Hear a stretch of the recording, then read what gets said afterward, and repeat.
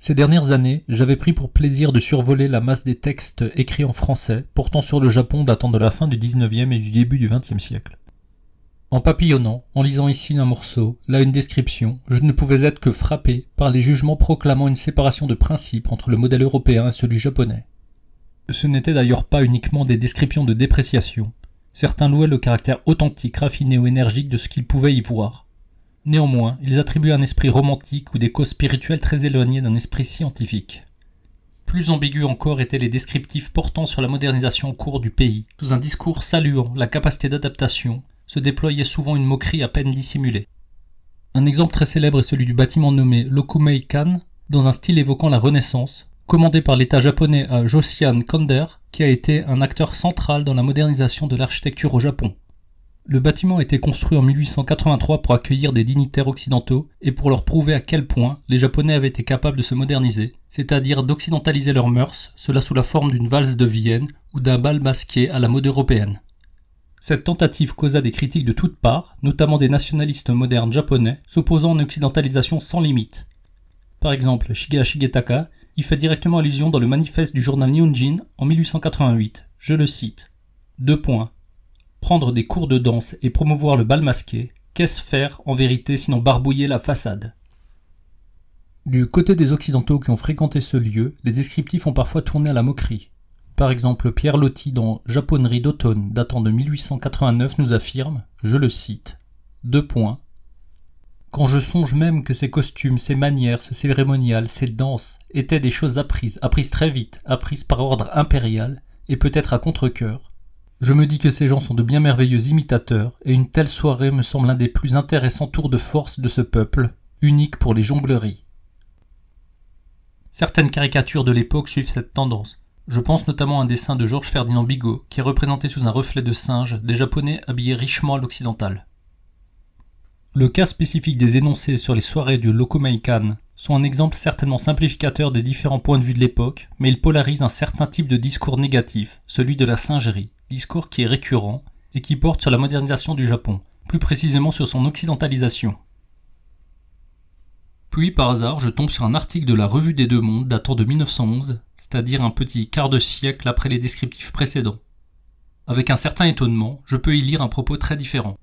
Il s'agit d'un texte d'Antoine de la Manzelière sous le titre « Les institutions du Japon moderne ». Je cite un passage dont le début reprend le présupposé alors dominant sur l'évidente séparation entre l'Europe et le Japon. Je le cite. 2 points. Différence foncière entre leur esprit et le nôtre, leur civilisation immuable et notre civilisation toujours en progrès, infériorité native des races orientales. N'était-ce pas récemment encore des lieux communs qu'on ne prenait plus la peine de redire, mais que personne n'eût osé discuter? Et cependant la vérité la voici. L'Asie retarde de 50 ans sur l'Europe. Encore n'est-ce vrai que si l'on compare les pays les plus arriérés de l'Asie avec les pays les plus avancés de l'Europe, car le Japon est plus développé que certains pays de l'Europe méridionale et de l'Europe orientale. Au moment de la parution de cet article, depuis un quart de siècle, l'État japonais s'était grandement renforcé. Sur le plan des institutions, il y a eu une constitution en 1889 permettant un parlement élu, mais aussi différents codes dont un code civil datant de 1896, et enfin des récrits impériales dont le plus célèbre est celui portant sur l'éducation. Sur le plan international, suite à la victoire militaire contre la Russie en 1905, le Japon a colonisé la Corée et lui a imposé en 1910 des traités inégaux de même type que ceux que les États-Unis lui ont infligés plus d'un demi-siècle auparavant. Sur tous ces points à la lecture de cet article de la Revue des Deux Mondes, l'État japonais a bien été l'équivalent des États européens, tant dans la forme des institutions que dans le comportement vis-à-vis des voisins. Mais le texte d'Antoine de la Manzelière va bien plus loin, il n'évoque pas juste des formes extérieures de ressemblance, il énonce aussi une homogénéisation rapide des comportements et des mœurs entre Européens et Japonais. C'est assez surprenant de lire des analyses de la sorte, car aujourd'hui plus d'un siècle plus tard, c'est souvent plutôt la différence des mœurs qui est mise en avant plutôt que leur homogénéisation. En effet, il me semble que nous présupposons généralement tous, je dois avouer moi aussi, que la culture ou la tradition porterait en elle un poids qui produirait des différences de comportement malgré les ressemblances des sociétés modernes. Mais au moyen de quels outils l'auteur en arrive-t-il à ne pas séparer de facto les mœurs en deux catégories hétérogènes? C'est probablement parce que son analyse se fonde sur la comparaison des codes civils. Voilà ce qu'il dit par rapport à la famille japonaise. Je le cite. 2 points. Cette transformation de la famille, commencée sous l'influence des mœurs et de la philosophie japonaise, fut achevée sous l'influence du droit occidental. Le code civil est imité et en partie traduit du code civil allemand. Dans l'ensemble, on peut dire que la famille japonaise, telle que l'organise ce code, est semblable à la famille européenne. Ici, dans le cas de la famille, c'est la forme du droit qui produirait les comportements sociaux et culturels, et non un esprit national qui modèlerait à sa guise les textes de droit. Pour autant, il y aurait des spécificités du droit japonais structurant la famille. Par exemple, l'auteur évoque la notion ancienne de maison qui a été maintenue. Elle posséderait pour base matérielle le foyer, produisant alors des différences entre la succession au bien et la succession à la maison, c'est-à-dire avec la question du titre familial.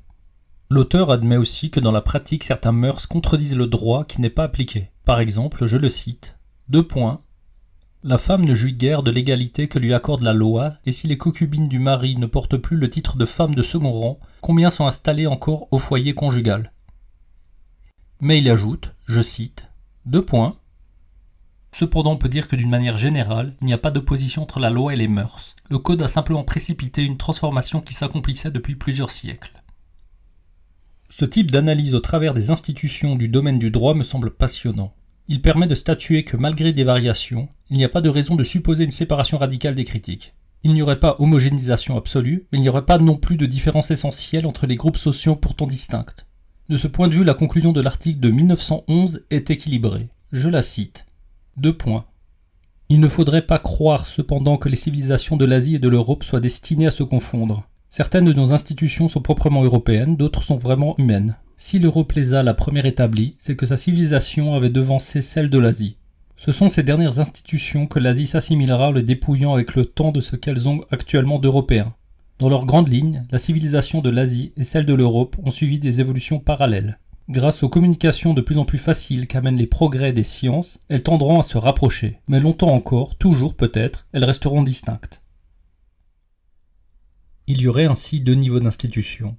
Certaines seraient universelles et d'autres seraient plus locales. Les premières poseraient une finalité, et les secondes engloberaient la variété du présent. L'universalité des institutions ressemblerait peut-être aux idées régulatrices dont parle Emmanuel Kant. Au travers d'institutions universelles qui seraient efficientes en tant que soumises à des idées régulatrices. Il serait aussi possible de supposer des institutions sur le plan des spécificités concrètes, par exemple relevant d'une culture, mais qui ne seraient pas anhistoriques et données une fois pour toutes dans une origine mythique ou par un peuple qui serait éternel. De la sorte, voici ce que nous dit Antoine de la Mazelière en 1911, je le cite. Les formations sociales et politiques des peuples de l'Orient ne sont pas le produit immuable, le produit fatal de leur sol, de leur climat, des races dont ils sont issus.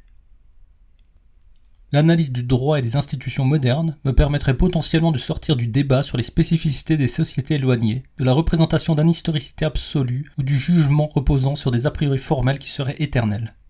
Cet angle d'attaque d'une critique de la séparation des critiques me permettrait potentiellement de suivre les manières plurielles dont les modernisations ont eu lieu dans le monde, sans tomber dans la porie terrible qui sépare entre d'un côté le processus d'universalisation et de l'autre celui de tradition, que ce soit dans le domaine de la politique, dans le domaine des mœurs ou encore de l'esthétique. J'avoue que sous l'optique de la construction de l'État-nation japonais, cette période couvrant l'ouverture du pays en 1854 jusqu'à la constitution Meiji de 1889 devient absolument fascinante. Les débats intellectuels, les importations de savoirs occidentaux, les phénomènes sociaux, les choix et les reconstructions de ce que serait la culture me semblent se revêtir alors d'une cohérence dans le tumulte de ces années pivots de la modernisation du pays. Probablement au travers de la demande commune d'indépendance vis-à-vis des puissances occidentales, c'est un peu comme si tous les acteurs de l'époque visaient à participer à la construction de la constitution japonaise et à lui donner une forme moderne mais néanmoins orientée vers certains intérêts dont la synthèse me semble des plus hybrides. Le résultat de cette dynamique n'est clairement pas une constitution idéale ou universelle, elle se calque sur le modèle de la constitution prussienne et possède aussi de nombreuses particularités dont la place de l'empereur en est le symbole, cela malgré l'existence d'un parlement élu démocratiquement sous l'appellation de la chambre basse. Antoine de la Mazelière décrit habilement les faiblesses qui ont émergé des institutions produites par la constitution japonaise. Je le cite. L'autocratie impériale cherche son appui dans l'aristocratie représentée par la chambre haute. Et plus loin, je le cite. La chambre haute est exceptionnellement forte, la chambre basse est exceptionnellement faible. Et enfin, je cite. Plusieurs raisons ont contribué à augmenter la faiblesse de la chambre basse. L'empereur nomme père tous les hommes politiques qui se distinguent dans cette chambre. Trop de députés se sont laissés corrompre, soit par le gouvernement, soit par les sociétés financières. Pour y voir plus clair dans cette description d'un empereur au pouvoir dominant malgré la présence d'un parlement effectif et élu, je me propose de suivre les descriptifs d'Édith Dufourmont dans son Histoire politique du Japon de 1853 à nos jours, livre datant de 2016. Je cite un passage sur la position de l'empereur. 2 points. La constitution fut élaborée par Inoue Kowashi. Les juristes allemands Karl Friedrich, Hermann Rössler et Albert Mosse furent invités respectivement en 1884 et 1886 pour assister Inoue dans sa tâche. Les deux hommes recommandèrent une monarchie constitutionnelle, dans le cadre de laquelle le souverain serait le détenteur de la souveraineté et échapperait à la législature. L'inspiration du modèle prussien fut forte et les options proposées furent retenues, mais avec une nuance importante. Une coloration japonaise fut apportée par la figure impériale, dans la ligne droite de la restauration de Meiji. La particularité de la Constitution de 1889 et la place spéciale accordée à l'empereur se résumait dans l'article 1 de la Constitution, qui présentait ce dernier comme le descendant d'un dieu et d'une lignée continue, d'où sa nature sacrée et inviolable. Voici un passage d'Édith Dufourmont sur la Chambre basse, ce Parlement élu démocratiquement. Je le cite. 2 points. Les députés, 300 en 1890, étaient élus au suffrage censitaire et restreints aux hommes âgés de plus de 25 ans et payaient au moins 15 yens d'impôts directs. Ces conditions limitaient l'électorat à 450 000 personnes, 1% de la population totale, dont 7 sur 10 étaient issus de l'ancienne classe des guerriers. La Chambre basse eut jusqu'en 1945 des pouvoirs extrêmement faibles. Son seul pouvoir était de voter, d'accepter ou de refuser le budget. Son vote était soumis à l'acceptation de la Chambre haute et l'empereur pouvait à tout moment la dissoudre. Sur la question de la corruption, les organisations des partis furent, je cite encore, 2 points, centrées sur une ou plusieurs personnalités qui s'en servaient pour obtenir des postes et en distribuer aux fidèles constituant l'électorat. Il était moins question d'idéologie que de liens de clientèle.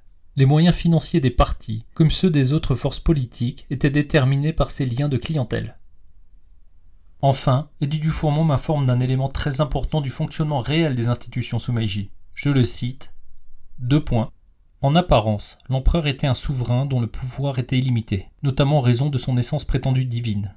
En réalité, l'empereur du régime de 1889 avait tous les pouvoirs mais ne décidait de rien. Je cite encore, 2 points. Les véritables maîtres du Japon en 1889 étaient les successeurs des vainqueurs du Boshin, ceux qu'on appelait les oligarques. Ils jouissaient d'un prestige qui rendait leur autorité indiscutable et ils étaient à la tête de l'ensemble des ex-guerriers de Satsuma et de Chōshū, toujours liés entre eux par le souvenir de leur origine. Les oligarques placèrent ces derniers, qui dans l'armée, qui dans la fonction publique. Les oligarques allaient être, durant l'ère Meiji, au poste de Premier ministre. Mais leur véritable lieu de rassemblement, leur véritable lieu de décision politique, était le conseil privé, qui ne dépendait que de l'empereur, c'est-à-dire de personne. Avec l'âge, les oligarques allaient être appelés anciens, Genro. Seuls ceux-ci allaient pouvoir choisir le Premier ministre et soumettre l'empereur à leur choix. Au final, les institutions autour de la constitution de Meiji auraient permis à un groupe de personnes, les oligarques, de dominer l'empereur. Ces oligarques étaient issus des fiefs victorieux qui ont combattu le shogunat en 1868 dans le cadre de la restauration de l'empereur. Et malgré la disparition du système féodal avec l'ère Meiji, ainsi que la disparition des titres et des privilèges qui leur correspondaient, certains anciens rapports de force auraient été encore actifs au sein même de la modernité. À cette réalité se rajouterait la figure d'un empereur fondé sur un pouvoir théocratique qui vacillerait entre le simple symbole et le plein pouvoir. Comme le précise Jean-François Sully dans Moderne sans être occidental, un ouvrage datant de 2016, je le cite, 2 points. Il y a une réelle ambiguïté dans la fonction impériale. L'empereur comme institution dispose d'un pouvoir quasi absolu, touchant tous les domaines, et, en même temps, en tant que personne, son pouvoir est réduit à presque rien. Selon que l'on interprète la Constitution dans un sens ou dans l'autre, le pouvoir impérial est absolu ou quasi nul.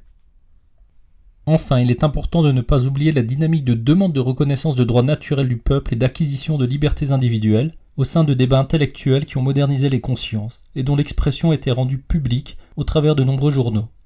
Leur relative représentation à travers l'instauration d'une chambre basse n'a été qu'un modique résultat par comparaison aux combats et aux processus qu'ils ont entamés. Pour saisir comment sont advenus au sein des institutions le rôle de ces 3 pôles, l'empereur, les oligarques et les mouvements démocratiques, il va falloir que je tente de suivre l'histoire de la construction de l'État-nation japonais. Antoine de la Mazelière a mené une description de la dynamique historique amenant à l'État-nation dans son article de la Revue des Deux Mondes de 1911, mais je crois que c'est la partie la plus faible de son texte. En supposant une homogénéité des modèles historiques, il a transposé la dynamique qui a eu lieu dans un pays comme la France dans le contexte japonais, qui était tout de même bien différent. D'après l'auteur, il existait un rationalisme du shogunat des Tokugawa qui serait emprunté à la Chine, et qui aurait permis de structurer une monarchie absolue d'une manière similaire aux Bourbons en France. Puis, il y aurait eu une réaction romantique contre ce rationalisme de manière simultanée en Europe et au Japon, et dans le cas de l'archipel, elle aurait fini par y mettre l'empereur au pouvoir. Je ne sais pas exactement de quoi parle Antoine de la Mazelière sous l'appellation du rationalisme et du romantisme, mais je suppose qu'il s'agit du néo-confucianisme et des études nationales. Ceux-ci ont certes joué un rôle dans la forme qu'ont pris les institutions, mais ce serait oublier qu'il y a eu un autre rationalisme moderne que l'on appelle les Lumières japonaises.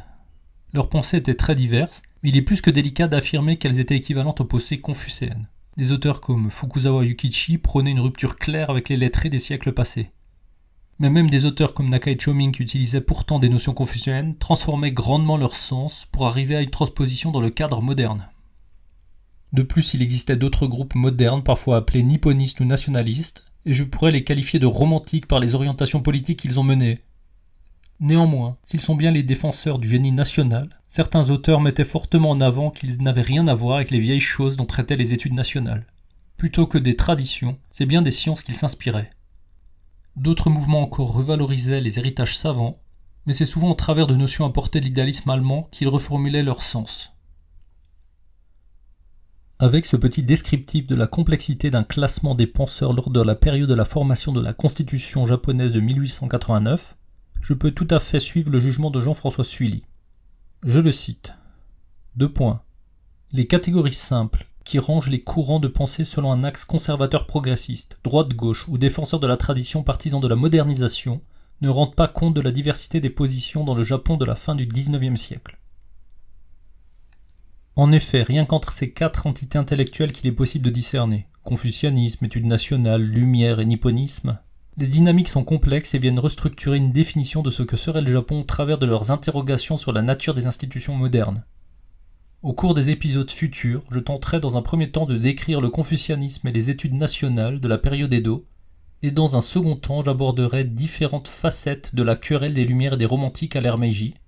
Je tâcherai constamment d'interroger la notion d'État-nation, c'est dire la complexité ébouriffante dont il est question, et dont je tenterai modestement de m'approcher au travers de la douzaine d'épisodes d'avenir.